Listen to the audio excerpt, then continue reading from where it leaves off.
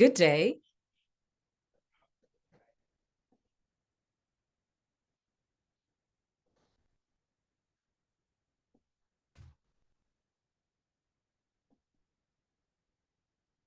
Good day to all our participants joining us from around the world.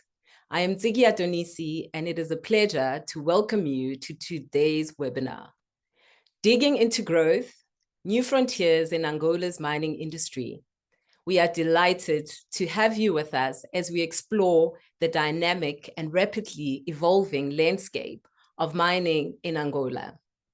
It is an honor to introduce our distinguished speakers. Renata Valenti, Ruben Brigolas, and Oscar Azevedo from PLMJ Collab.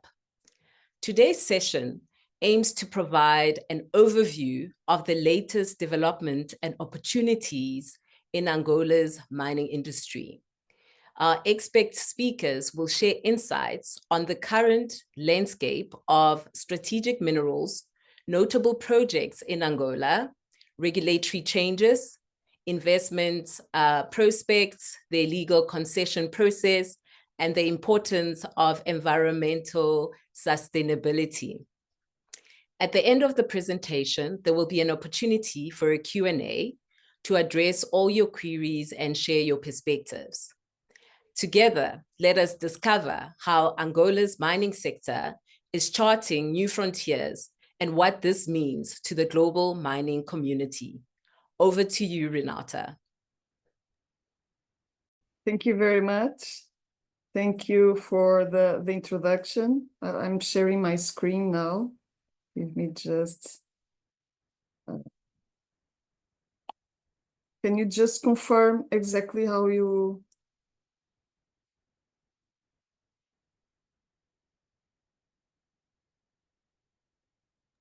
Thank you, Renata. You're sharing your screen. You can go ahead. Perfect. It's on full presentation, right? Yes, it is. Okay, thank you very much. Welcome, everyone. So during today's talk, as Ntsiki was saying, we will follow this very brief agenda, and we will explore sector growth and investment trends, highlight key mineral resources and ongoing projects in Angola. We made a selection for today. We will also discuss the evolving regulatory framework, and we will look into the best practice for the mining sector, including environmental integration, community engagement, risk management, and also the importance of strong partnerships when investing in mining in Angola. Finally, in the end, we will look ahead to opportunities that lie on the horizon for the Angolan's mining industry.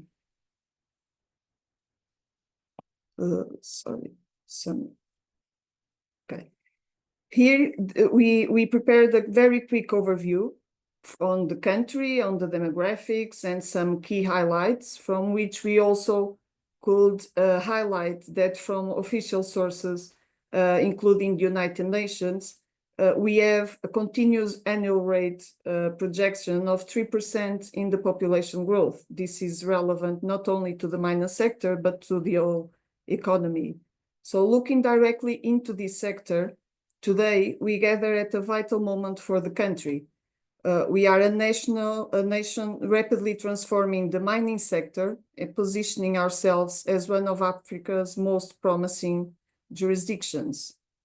Angola's mining industry is undergoing remarkable growth and transformation as the country seeks to diversify its economy beyond oil and gas, and this is publicly advertised by the government for the last years. We are investing in the mining, and mining has emerged as a central pillar to this strategy. As you may know, Angola has abundant reserves not only of diamonds, but also gold, iron, phosphates, copper, and rare earth elements.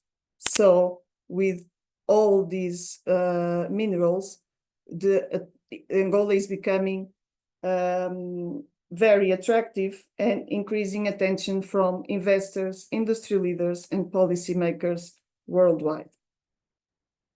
Moving forward, Angola's government has made economic diversification a priority, and this is also felt in the way management is being opened to the private sector. Mining is no exception, so many of the infrastructures that were typically controlled by the state are now being smoothly passed, at least is management, to the private sector, which represents a very big opportunity for investors.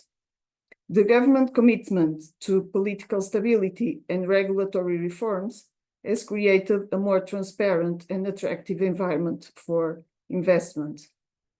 In the mining, we assist to initiatives such as key regulatory reforms, including updates to the mining code, the establishment of a dedicated regulatory agency separated from the national concessionaire, together with recent legislation on illegal mining, which are ensuring compliance with international standards. Further, Angola is a long-standing participant in the Kimberley process, having its own national commission, which reinforces the commitment with transparency and the aim to grow its reputation as a responsible mining nation. Finally, we highlight here, you can see at the slide, some of the key infrastructure investments that are also reshaping the landscape in the country. Projects as the Lobito Corridor, connecting the Atlantic to the Copperbelt region, both in DRC and Zambia, or the South Corridor, assuring the export of minerals from the south of Angola, including gold or marbles, and Sorimo Diamond Hub, and also the ambitious ongoing National Geological Plan, are enhancing connectivity, supporting exploration, and unlocking new opportunities across the country, and of course, across the continent. So, let's begin this exciting journey together with Oscar and Ruben, with the same enthusiasm as our Natural Resources Minister showed at last mining in Daba, while announcing the will to turn Angola into a mining hub in Africa. And this is what we can see at the picture. So passing on to Oscar, we move forward to Thanks, Renata. mineral resources and key projects. Yes, and thank you. That was very good overview in terms of what Angola is setting out to do in terms of the government and in pushing forward this agenda of diversifying the economy. And I think you've covered it all very well. Just jumping in then into mining projects and mineral resources, as Renata was saying, there's an ongoing mapping of understanding the geological potential of Angola.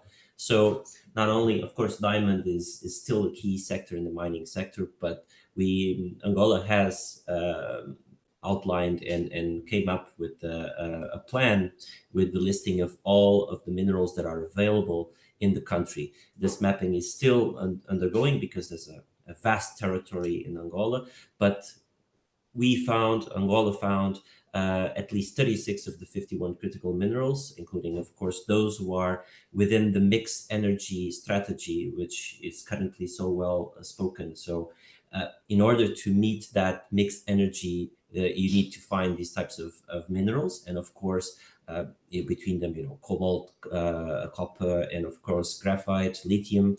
And to link that and to make that to the energy transition, makes absolute sense that this mapping of these resources was done by the Angolan government. So another step to confirm the positioning of Angola as one of the energy transition focus and focusing on mineral resources.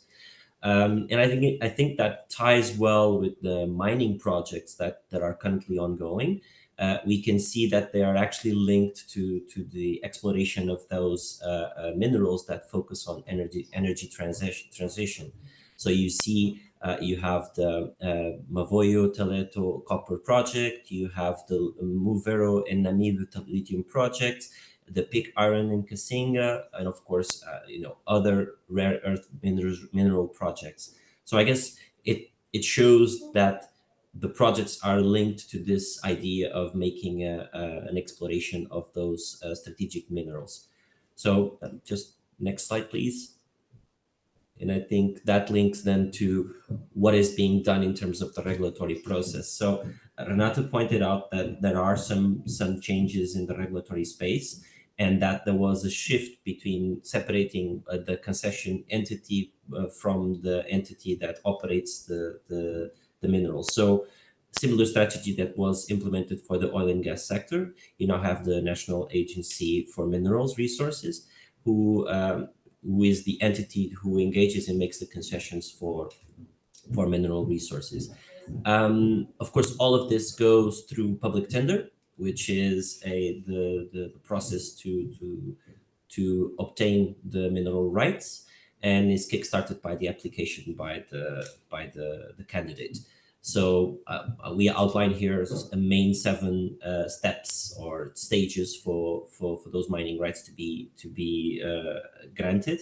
Of course, starting with the application submission, there's a lot of requirements in terms of what they need to include. We will jump into that in the next slide briefly. And of course, then there's a stage where the national agency responds to that application with additional comments to make sure that everything is included in the submission. And then is issued a certificate of issuance, which basically is a preliminary document that confirms what are the rights that are being negotiated, what are the areas that are being negotiated, and what is the rights that are being discussed with the applicant. So after that, of course, then sets up a negotiation committee, and of course we enter the contract negotiation, which involves every type of contract related clauses, which Ruben will also address a little bit more in detail later on. And then after the contract approval, then we start the process of signature and of course security provisions and bonds that underline the main contract. Next slide, please. And then on the key requirements, just very briefly, of course, the documentation, as I mentioned, includes evidence of capacity for operations. All of those requirements are outlined in the application, but mostly they need to include the feasibility study, the environmental impact assessment, and of course, the provision of those securities that I've just mentioned. These are typically the main topic areas that are discussed during the contract negotiation and also during the application stages and issuance of that certificate that I've just made reference to. So after all that is completed, and we do have an extra step in terms of the Apex registration. Apex is the government entity that does the investment registration process. And it's where we get what is called the Certificate of Investment in Registration Process, which is a document that outlines the amount of the project and also some of the potential tax incentives and on any other concessions that are made are also outlined in that document that is shortened by CRIP. It's commonly known as CRIP.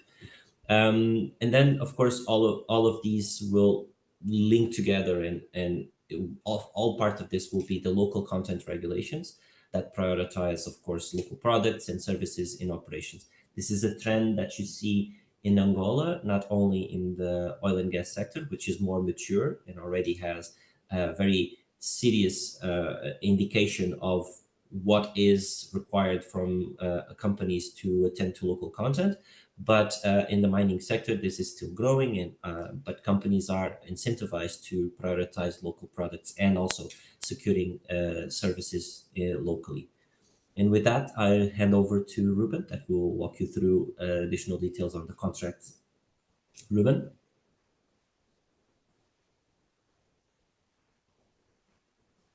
Thank you, Oscar. And this is a great segue to the next step, which is kind of the most, well, I would say one of the most important steps in the whole concession framework. And I'm hoping that it moves forward.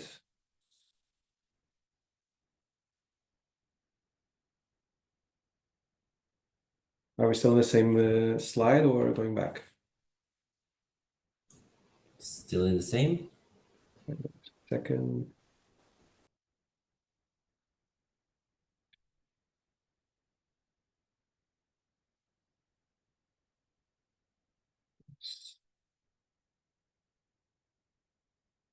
Okay, it's not working. So, Renata, maybe I'll ask you to move forward. Can you? Sure. Thank you so much. So in relation to the MIC is the mining investment contract. It kind of is the last step in the whole concession framework. And we need to segregate what is strategic minerals, and these include diamonds, of course, gold, and critical minerals. And the construction minerals or minerals which are fall into the default framework. These are not subject to MIC. They don't have an MIC. It's not required. So, for example, an investor that wants to invest or have a concession for minerals for civil construction or minerals not subject to the strategic minerals framework, it will not require an MIC. So the concession framework is more streamlined. It just needs to apply for the license, and it will typically have a license issued subject to not being any overlapping or any conflicting rights. Now, if we're talking about diamonds or critical minerals, an MIC is required. The last step or the last say, stage of the approval process. Following compliance with all of the steps that Oscar kindly stated, then the investor is invited to negotiate an MIC with the state, and depending on the type of mineral, other partners, the JV partners, may require. So, for example, if it's a diamond JV or a concession, Indiama, which is the diamond concessionaire, in this case, no longer the concessionaire, as the former historic concessionaire and diamond company of Angola, will be required to enter into the concession in the project and hold a participation no less than 10%. And this is already linked with the items here in the MIC. So when the investor is negotiating the MIC with the state, it will have to consider all sorts of elements, including a need to be regulated from the mining code and initial regulation. But these 5 items here, we would say would be the main ticks to address during the negotiation. The first one already discussed briefly is how much will be the participation of the state. Typically, and in diamonds and critical minerals and strategic minerals, this includes a participation no less than 10%. It can be more, and it can also be replaced by a participation in kind. This participation in kind is not typical. The mining code provides for this, but the standard is to have the company, in this case Indiama, with the participation in the structure. So it will be a JV partner. It will be a member of the company that will hold the mining title, and of course will go into prospection and production. And this moves to the second point here, which is the party-specific obligations. This is relevant. Why? The mining code, of course, addresses all of the key obligations of the investor and of the concessionaire that will hold the mining title. But the mining contract will address and provide for further rights and further obligations. And this is critical. Why? Because funding is typically one of the main items to negotiate. For everyone to be aware, the mining code and the mining legislation in Angola does not provide for a carry, i.e., the Angolan state has to pay, unless otherwise defined in the contract, has to pay for their own burden and obligations of the contract. Having said that, the trend so far has always been to have a carry, for example, to Indiama. And this carry, for example, could extend even to production, contrary to oil and gas, where the carry only goes into exploration. And when you go into production, it stops naturally. In Angola, we have seen cases where the carry extends into production. Now, the recent trend, and since the restructuring in the mining sector in Angola, where Indiama now is the company that holds the participations, and you have the agency that acts as concessionaire and negotiates the contracts, we have seen a shift more in line with best practices and the interests of the investors, i.e., there is no carry, or if there is a carry, is only up to the minimum participation of the state, i.e., 10%. Anything further than that, the state usually has to pay for their costs, not only in production, but only in an prospection or exploration. We don't like to say exploration in mining because it's a false friend, because in Portuguese, the exploration means exploração. It's typically refers to production. So we like to say prospection and production to avoid any confusion.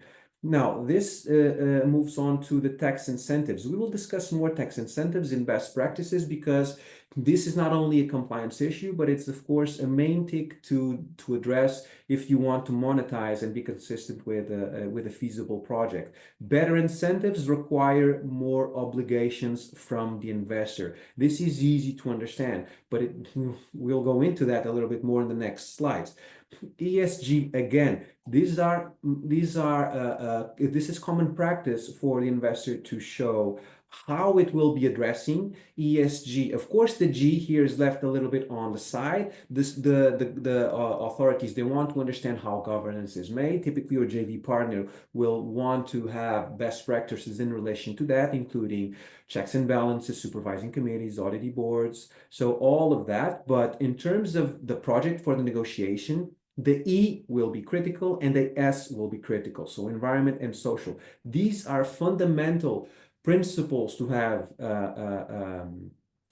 to guide the whole project and the negotiation in order to have good tax incentives and to have your partners, be it Angolan companies, Angolan, the partnerships that you will create, and we'll talk more about this, with you. You really want to commit, you want to be ambitious, but you also want to be reasonable, and you want to link that with obligations further down the line. We'll also talk about this later. And then dispute resolution. So for all of those who don't know, Angola has ratified the New York Convention and the ICSID Convention. So this is, of course, a concern for investors who sometimes don't want to go, if something happens, they don't want to go to domestic courts because sometimes it can be biased, or sometimes it can take simply too long. It's like they're everywhere in the world. So what's the alternative? Arbitration, not only commercial arbitration, and we can talk about international commercial arbitration. So it's purely available to have, the parties can have international arbitration. And also because of the New York Convention, so the New York Convention on Recognition and Enforcement of Arbitral Awards, but also ICSID arbitration. Angola has ratified, and the ICSID Convention is valid in Angola. And we can proudly say we have one of the first, we negotiated and assisted one of the clients, and one of the first MICs in Angola, which has an ICSID convention. So the investor and, of course, its sponsors, its financiers, have the relief and have the comfort that if anything goes south, they will be able to go to an international investment arbitration jurisdiction, which is supervised by the World Bank. And with this, I would move forward to the next slide, which relates to best practices. So going back a little bit to the MIC, we were talking about ESG and tax benefits. This comes together here. So the MIC will have typically kind of obligations in the MIC, but also a couple of annexes that deal with environmental sustainability and social responsibility. These are key to show the government, the agency, your JV partners, and even your local community and tribal leaders and all of the community that the project will impact that you mean business. So the annex will typically contain what are the environmental principles that will guide the project moving forward. And of course, this does not set aside the obligations provided for in the law to mitigate damage to the environment. This typically will contain what is the delta between the legal threshold and what do we want to do. So the difference, what do we want to do exceeding the law? This applies not only to the environmental sustainability, but also to social responsibility. How will the project impact the local communities? How will the project make these communities life better? How will the project deal with, address, and probably mitigate or eliminate the problems that the local communities have to deal with? For example, we are talking educational, schools, for example, power, we're talking about access roads. So all of that. And this is, of course, a hard balance to do because, for example, if we're talking about a project that is going into prospection, so we have to go out of pocket because in Angola, it's very hard to have project finance on a mining project. There is simply no security to be, at least as a non-recourse. The banks will want for security of the investor. There is simply no assets to be given, or the banks don't want to care about many of the assets that the project has in prospection. When you move into production, yes, all of the banks in Angola will be keen to seek their teeth into the project, and they will be happy to lend money into the project because you already know what kind of assets you have and how you want to monetize that. Because when we move from prospection to production, you have to present the feasibility study that Oscar kindly referred to previously, which is part of the project. So when you do that, you will show the government and anyone who is interested how feasible is this project, how bankable. So, and with that, the banks can actually be able to lend. Now, I will not say with minimum security, but with no security issues. Whilst the project is in prospection, this is hard to do with non-recourse projects. I.e. ring fencing the security package to the project. This simply doesn't happen in Angola. Having said that, the investor has to find a balance of what is its commitment with environmental sustainability and social responsibility, at least exceeding the legal threshold, and what do I really can commit during prospection? Because environmental sustainability and social responsibility, these of course are key elements to obtain good tax benefits. Okay, so this is one of the elements that the tax authorities, in this case the AGT, that will be having representatives while you're discussing or negotiating the MIC, they will want to look carefully into what are you doing, how are the concrete obligations in terms of social responsibility, of environmental responsibility, and even in terms of reducing the problems or the gaps that exist between these very remote, typically very remote areas of the country and more populated areas. So there are a lot of things to address, and typically the government and authorities, they want the investor to help them with these types of issues. And the more the investor is committed to address these issues, the better the benefits will be granted. So the balance is to find something that does not overcommit the investor during prospection, but is concrete enough to give authorities comfort that they will be giving good tax benefits. And these include, for example, longer timeframes for the rates, lower rates, and even you can actually move the needle on how the rate or the tax benefits start to apply. So all of these can be negotiated, but they will be fiercely negotiated. And if the investor is not able to sustain and prove and demonstrate that he really means business in terms of sustainability and responsibility, it will be hard for the investor to get good benefits. So this is key to move forward with a good package and to show the investor means business. And just the last element here is, and the trick here, and at least we think successfully have established, is this: to be concrete enough, be ambitious, okay, follow best practices, but also, and be consistent, of course, but link concrete actions with production. So when you're moving into prospection, you are going out of pocket. You really can't invest a lot, or it's hard to justify your investors why you need to go a lot above the legal threshold. But when you move into production, you present the feasibility and you have more funding coming in, of course, sponsors or even backing, or depends how the project is made. Funds will be more available, so it'd be easier for the project to engage and to create concrete measures that will address not only environmental sustainability, but the social responsibility of the project. So our suggestion is always to link concrete measures with production. So moving forward, Renato. Then we have two items here that also go hand in hand as best practices. It is essential to have a risk management plan. So as everyone who is engaged in natural resources projects, everything that can go wrong usually goes wrong. We need to prepare, we need to be consistent with that. And we've identified a couple of items here that are typically items that need to be addressed in mining projects. And I'm going to focus here a little bit on garimpo, which is illegal mining.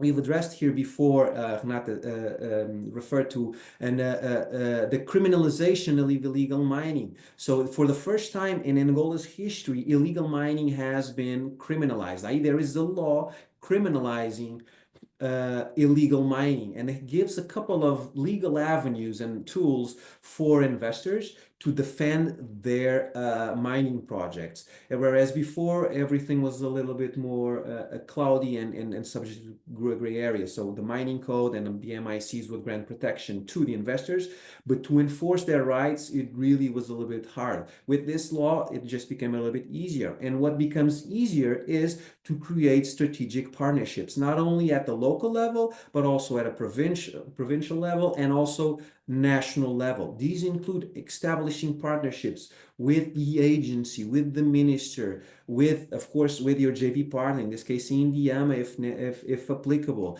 and then go further down the geographic radius, establish relationships with the provincial government, then establish relationship with the municipality, with the local authorities, with the local police department. These are key for them to know who you are, how you are impacting the local community, and then if you have to defend your projects or if you need help, and surely any project will always need help from local authorities and from local partners, you will be in a better position to do that. So the risk management plan is kind of a roadmap to address a specific issue. So if you have, for example, a disruption in supply chain, the persons identified there, they know what to do, who to contact, what's the time frame, what do they have to do. This risk management plan does that. In case of garimpo, this is critical because typically you have to engage a lot of entities there, because you will have people there that are illegally and on the ground, and sometimes they even have valid titles to be there. We had situations where, for example,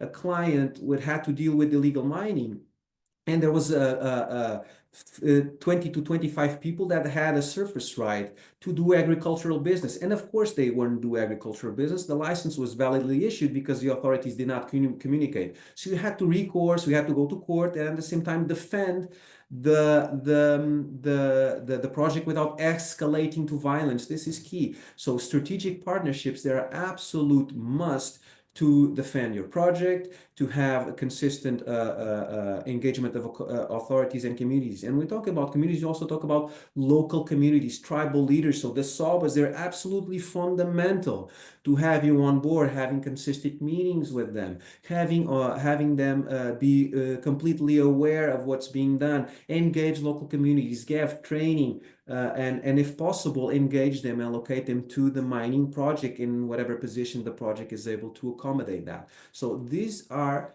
best practices, not only for the project to receive a positive outlook from your JV partners, but also for the success of the project, because everyone will be looking into these kinds of items. So then we would move forward to the last slide. And here we have outlooks and opportunities. And instead of going into addressing all of this, I'll just kind of a bird's eye view of where we are and what the future holds for Angola. As everyone knows the role of Angola in the diamond sector. Everyone knows Angola has a mature diamond sector, has been a pivotal player in the diamond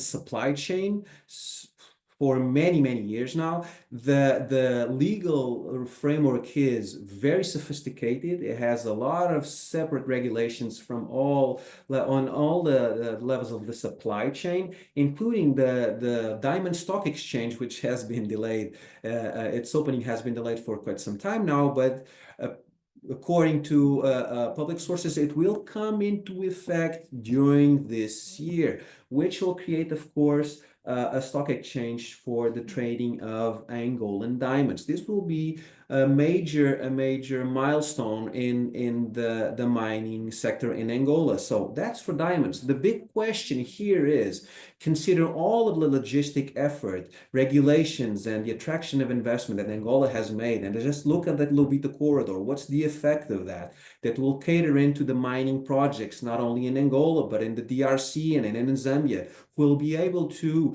through logistic hubs and then through the Lobito corridor, put their output, put their mining output into the west, into the east, quickly into the markets. This will be critical, or can be at least be very important into the energy transition. Critical minerals that exist only in this area. For example, if you look at the DRC and then cobalt, DRC has more than 90% of the reserves of cobalt in the world. And if you look at the north of Angola, where the Lobito corridor is, you can only expect that there is a lot of critical minerals in these areas. The government is fully aware of that and is, of course, inviting investors to come in, to set up shop and put their projects in Angola. You already have a couple of notorious projects. We already discussed a couple of them. So in terms of critical minerals, the big question here is Angola prepared for that? Because, for example, if you look at the legal framework, you have a mining code, which is almost,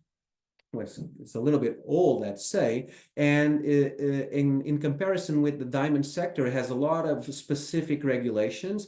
The critical minerals don't have that. You only have the mining code and then an ancillary regulation which defines what are critical minerals. Although, of course, it's common knowledge for everyone. They're still subject to the same umbrella of strategic minerals. So we will likely see a revision of not only of the mining code, that's happening, for example, now in Mozambique.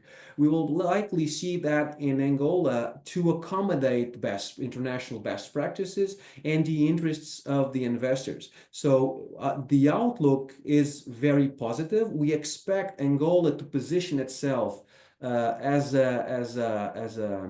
have a critical role in the overall mining supply chain, at least African mining supply chain. For diamonds, we've already discussed. It's been here. It's one of the big boys. It's here for a very long time. But for critical minerals, we expect Angola to play a very important role, not only because it has an untapped critical mineral sector. Companies are only recently coming in and setting up shop in terms of what the critical minerals can represent in terms of output of the country, but also benefiting from the logistic reforms, the logistic hubs, and of course, the Lobito corridor, the South corridor. So the mining projects will be able to avail for that, tap into that, and of course we hope the investors will follow suit, and we expect in the next couple of years to have a lot of investment on the ground, and the mining sector, not only diamond but critical minerals projects, to increase exponentially, and at least that's our outlook for the future. And with that, I think we finish and we move on to Q&A, I think.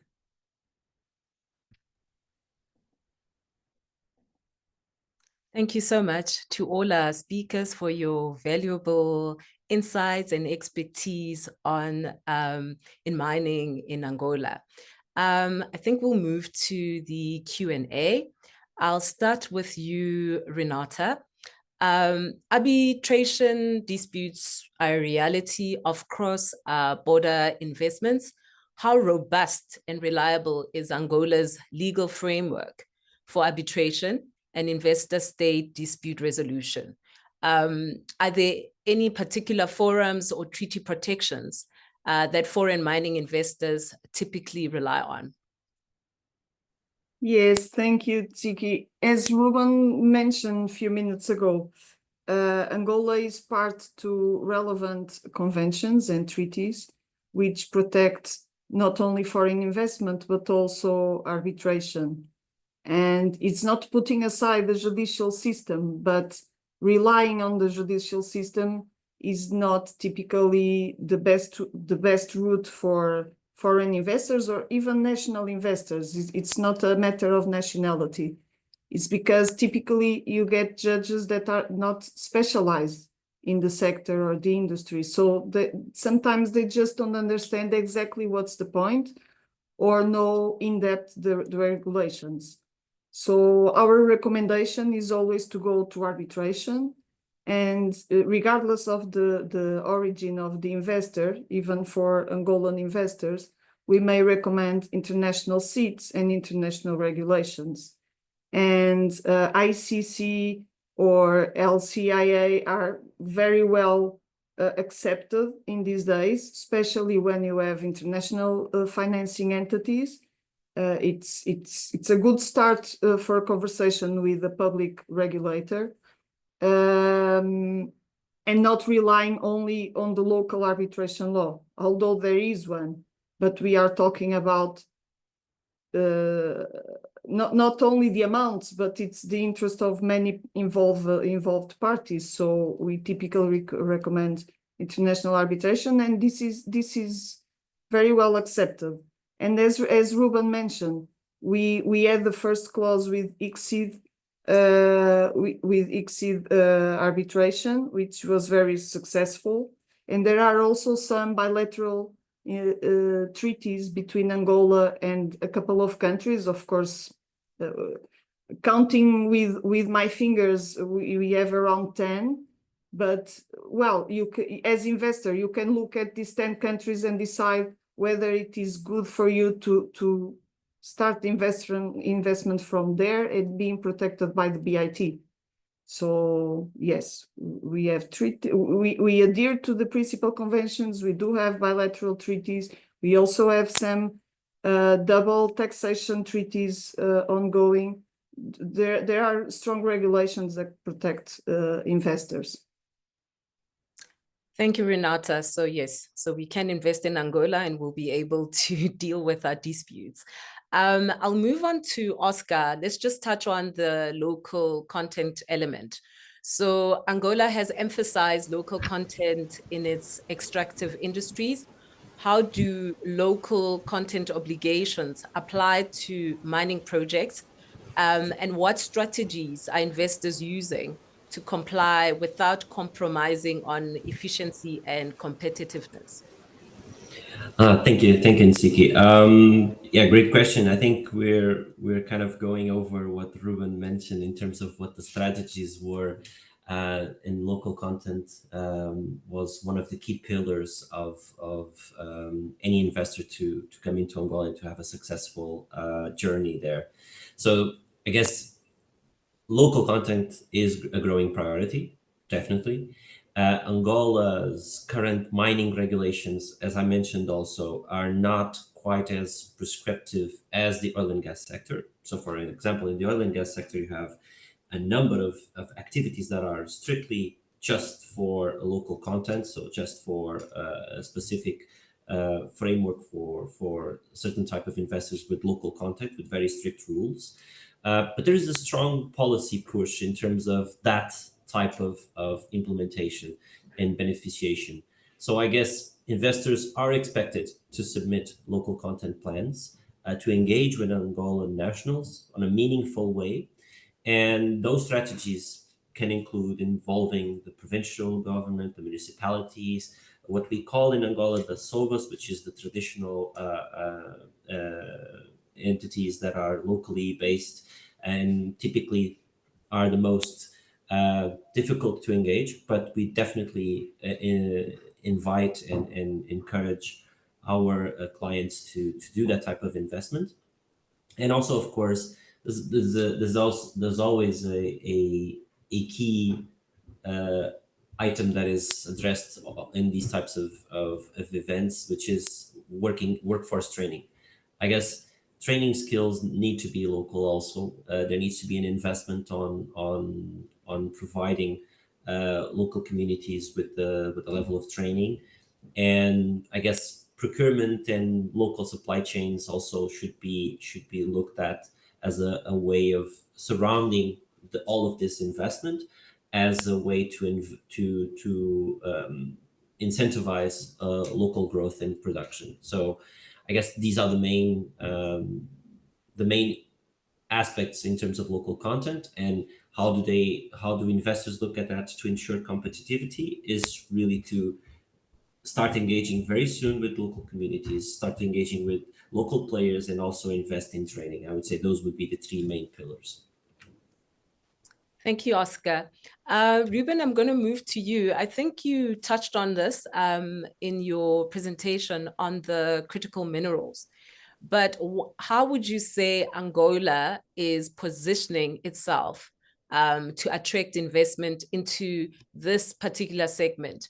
And are there any specific legal or policy incentives targeting critical mineral exploration and development?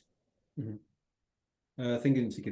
That's a good question because it's a hard one in the sense that there is no, I think I refer this in the presentation. So there is no, and we expect actually to have this to be amended. There is no specific regulation in terms of critical minerals. So they are subject to the general framework of strategic minerals.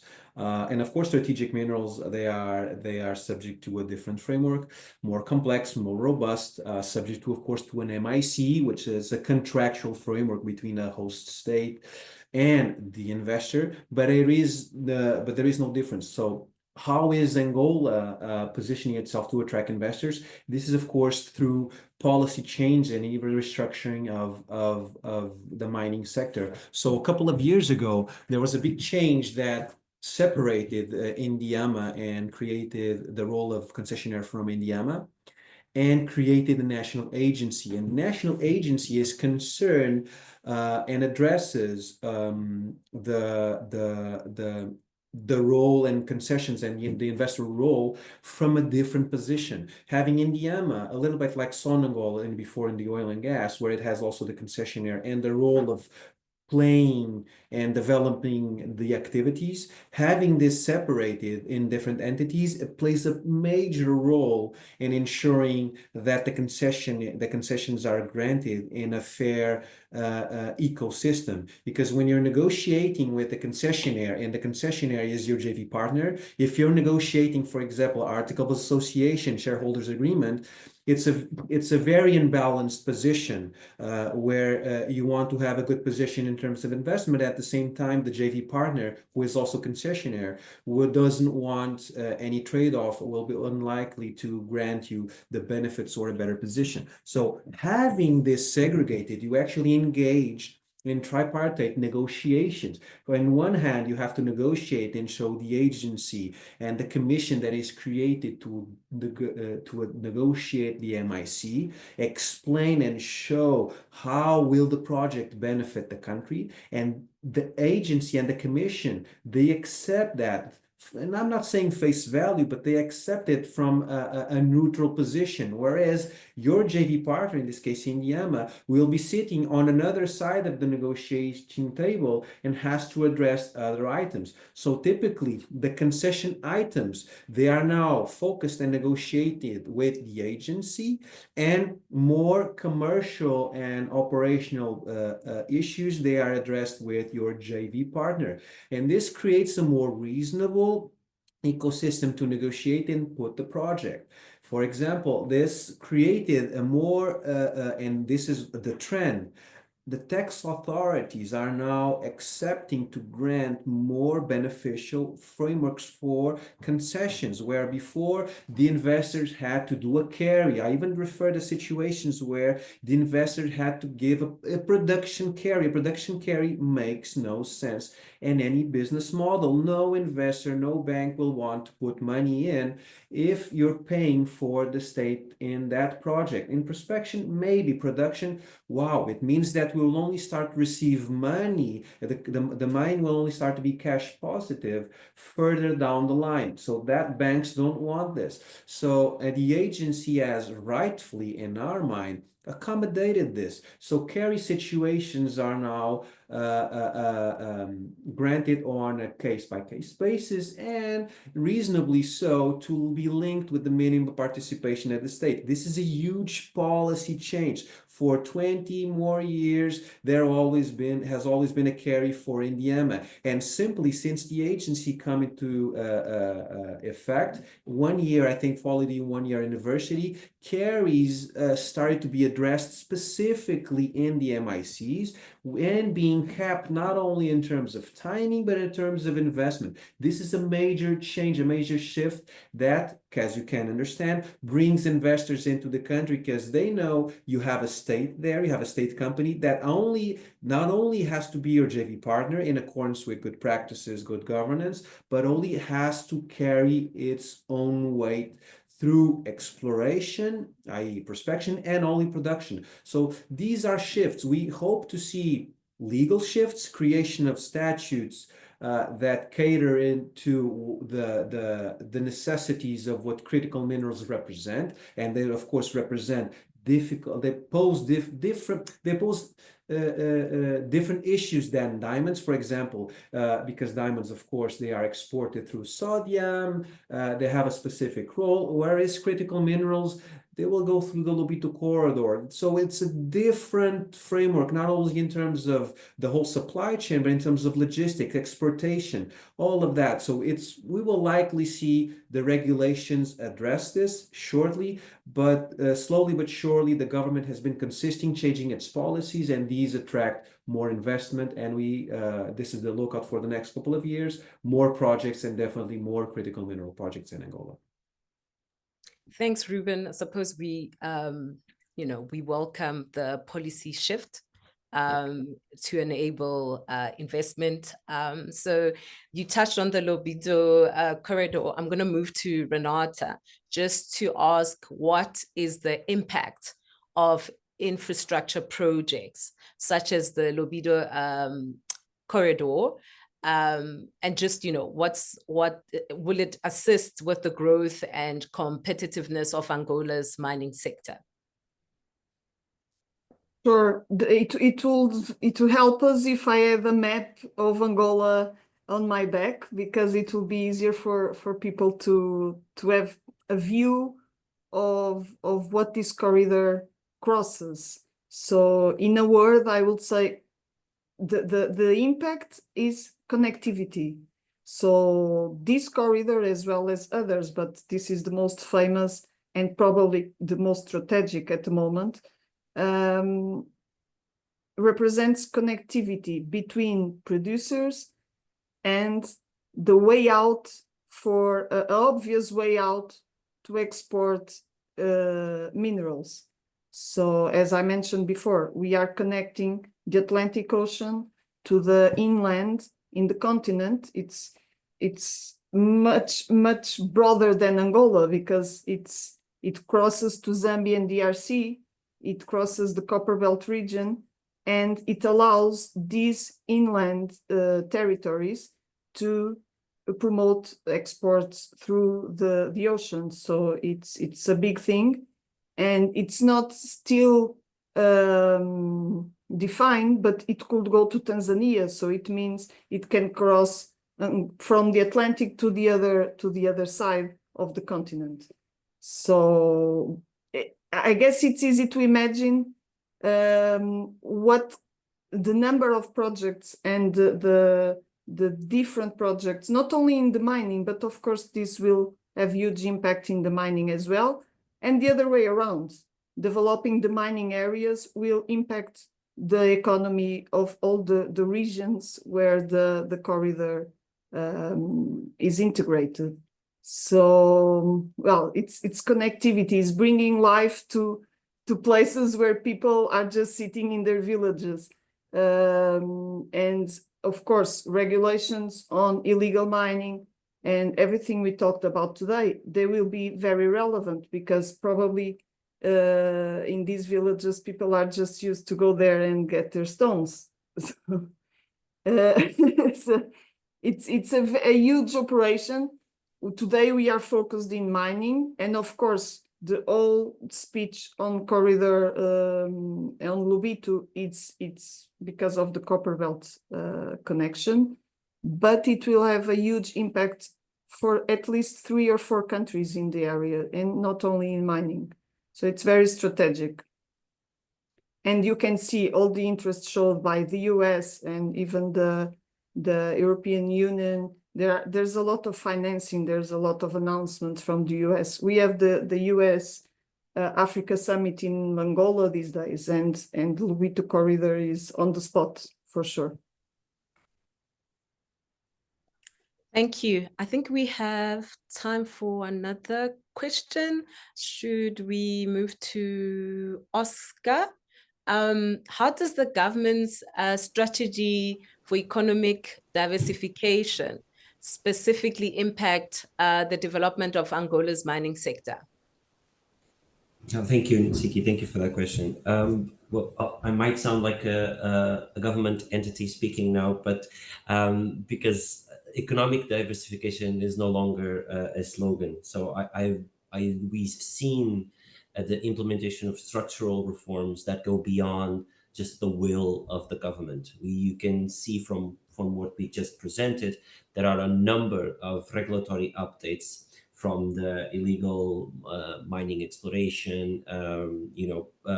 There's a lot of regulatory changes from the segregation or separation between the concessionaire and the entity that actually does the concessions. The mapping in the National Geological Plan to actually detail and map risk the exploration of those critical minerals is one of other examples. So I do think that diversification now is no longer just a catchphrase. It's no longer something that they aspire to. They are actually mapping out. There are actions, concrete actions that will ultimately translate into that diversification and to actually boost the mining sector and exploration of critical minerals as a whole. So I think I would say stay with that.